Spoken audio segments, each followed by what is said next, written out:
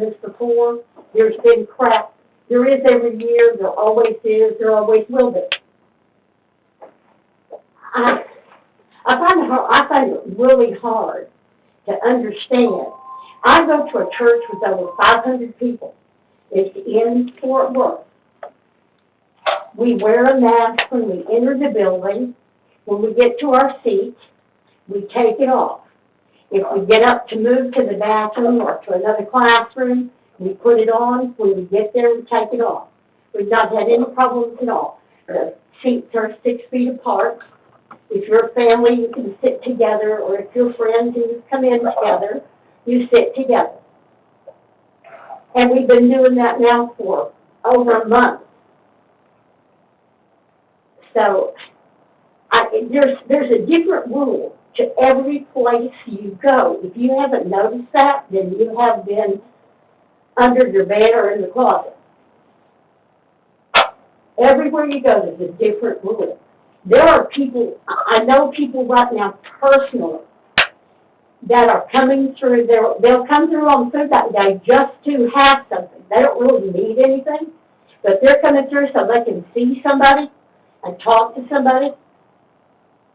They're calling, they are begging us to say something to you, which, you know, what I say is not going to make a difference to y'all, one bit. But this has got to, I mean, propose, the word propose, the word suppose, this is all a guess. I mean, you can live your life in this tunnel if you want to, but you're not going to make a difference. And those of you who are Christians, you know what I'm fixing to say is true. God has your days numbered. He knows when you're going to die, and it's not going to be 1 second before He says or 1 second after. And He knows what you're going to die of. The future is planned. You're not going to make a difference. And like I said before, it's none of your business to take care of my health. And if you'd like to, I can bring you my insurance bill. I can bring you my grocery bill, and I'll go all organic. That's true. You want to take care of me? Take care of me. I'll gladly put my hand out like everybody else is. And I kind of wonder, I haven't asked this question, it would be really ugly, but is there money behind us staying closed? No. How would there be any money behind it? Yes, If I can enter. there's money behind us staying closed.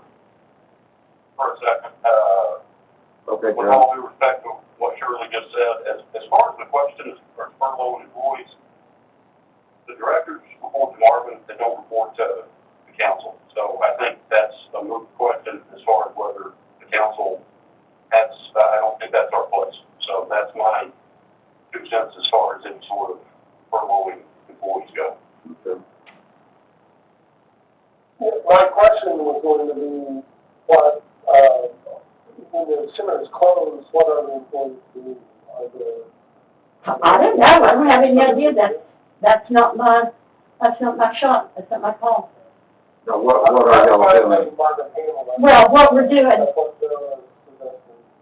what we've been doing, we've got the front awning painted. We're working on the walls right now. We've stripped every floor in that place and re-waxed, moved things that we couldn't move when people were in there. We've redone the clothes closet. We've had to take all of that out, redo it, put it back. We've redone the sewing room. We're in the process of putting all the material and stuff back in those rooms. We've done some gardening, not a whole lot. Just things that we couldn't do when you've got people in there. So I guess my suggestion then to Marvin is if you can keep the employees busy in a productive manner at the center, then it's probably the thing to do that. And if you can't, then it'd be your call, but it would make sense that,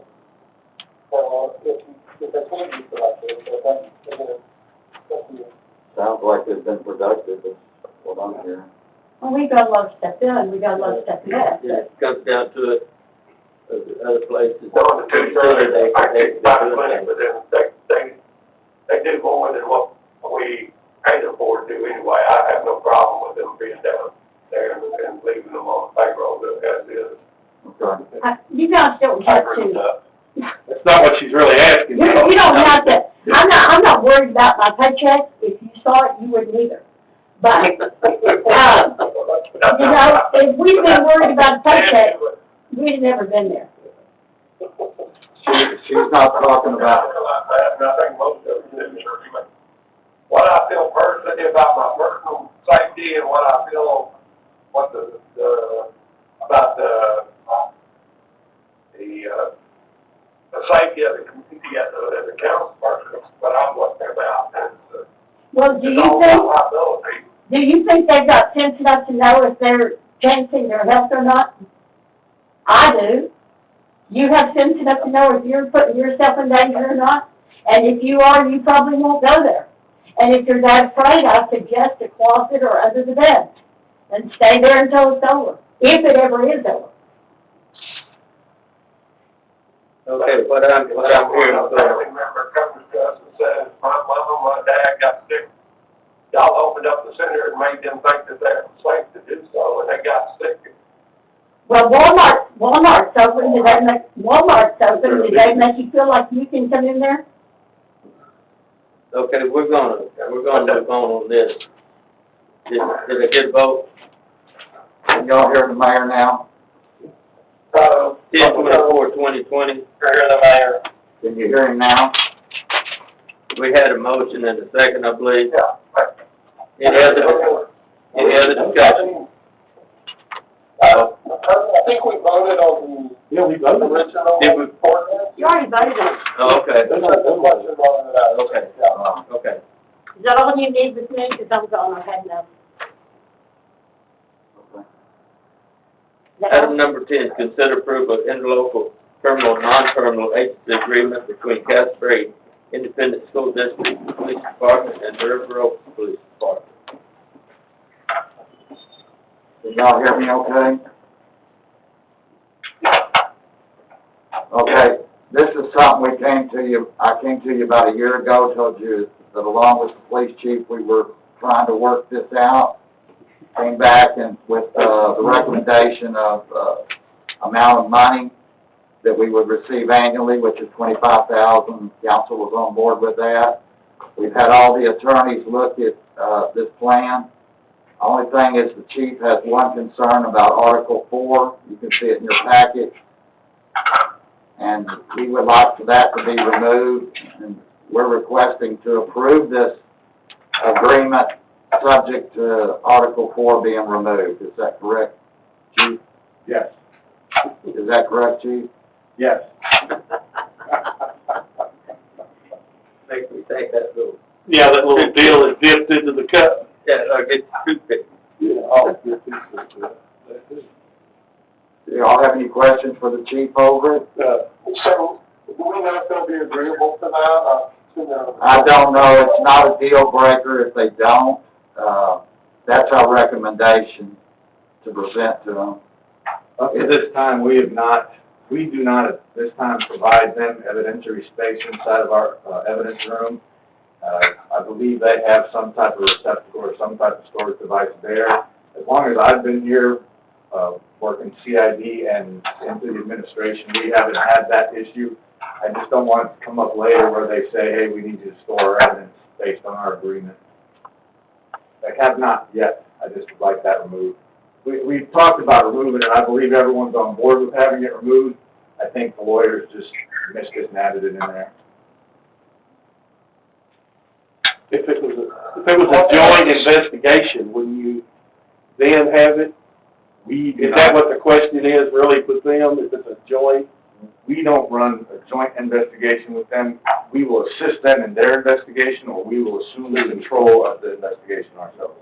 So if you assume control, then it's an argument.